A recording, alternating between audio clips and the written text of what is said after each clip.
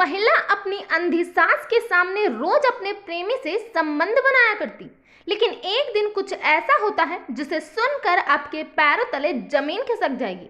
आप सोचने पर मजबूर हो जाएंगे, क्या लोग अवैध संबंधों के लिए इतना भी गिर सकते हैं। नमस्कार दोस्तों, आज की ये सत्य घटना मध्य प्रदेश के भोपाल की है। रेशमा की शादी 4 साल पहले विष्णु से हुई थी। विष्णु मजदूरी करके अपने परिवार का पेट पाला करता था। घर में एक बूढ़ी माँ थी जिसे आंखों से दिखता नहीं था, बहन जिसकी शादी हो चुकी थी।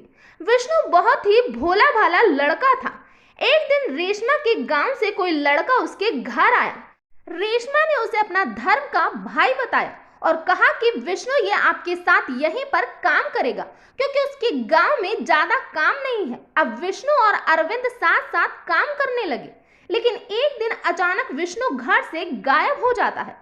रेशमा उसकी सास को बताती है कि विष्णु कमाने के लिए गुजरात गया है और हर 4 दिन में रेशमा अपने फोन से उसकी सास और विष्णु की बात करवाया करती।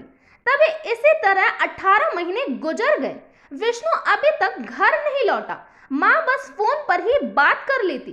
एक दिन रेशमा की ननद घर आती है और वो भी अपने भाई से बात करने की इच्छा जाहिर करती है।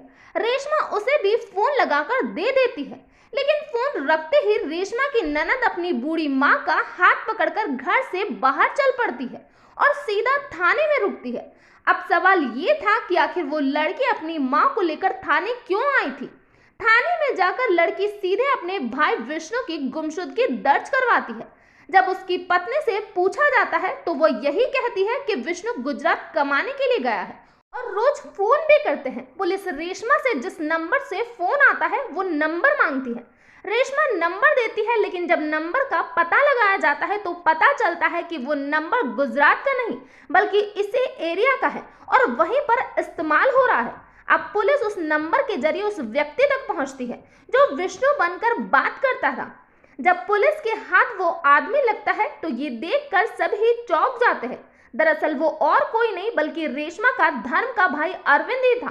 अब सवाल ये था कि ये सब वो क्यों कर रहा था और आखिर विष्णु कहाँ गया। जब पुलिस ने उस पर डंडे बरसाना शुरू किया तो उसने सारा सच बाहर निकाल दिया।